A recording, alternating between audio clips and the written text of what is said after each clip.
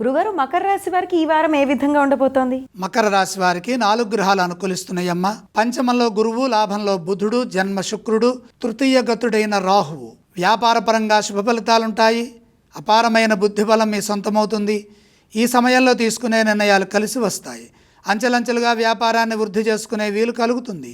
నూతన ప్రయత్నాలు సఫలమవుతాయి. తెలియని విషయాల్లో అడుగు పెట్టవద్దు. తెలిసిన విషయాల్లోనే బాగా నైపుణ్యాన్ని ప్రదర్శించి అభివృద్ధిని సాధించండి. ఆర్థిక విషయాలు కలిసి వస్తాయి. జన్మశుక్రయోగం మేలు చేస్తుంది. అవసరాలకు తగ్గట్టుగా ప్రణాళికలను సిద్ధం చేస్తే లక్ష్మీ కటాక్ష సిద్ధి విశేషంగా ఉంటుంది. గౌరవప్రదమైన ఫలితాలుంటాయి. లక్ష్యాలు ఉన్నతంగా ఉండాలి. ఉద్యోగంలో ప్రతి అడుగు జాగ్రత్తగా వేయాలి. ఎవరి విషయాల్లోనూ కలగజేసుకోవద్దు.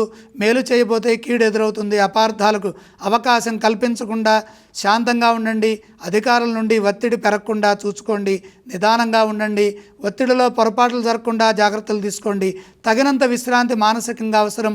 లోతుగా ఆలోచించి భయభ్రాంతులకు గురి చేసేవాళ్ళు ఉంటారు.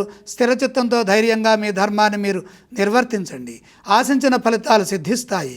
ఆరోగ్యంపై శ్రద్ధ పెంచండి. అలాగే మకర రాశి వారు ఏ ఏ స్తోత్రాలను పఠించాలి? మకర రాశి వారు శ్రీ సూర్యనారాయణమూర్తిని స్మరించడం మంచిది. గురుగారు, మకర రాశి వారు ఈ వారం ఏ ఆలయాన్ని సందర్శించుకోవచ్చు?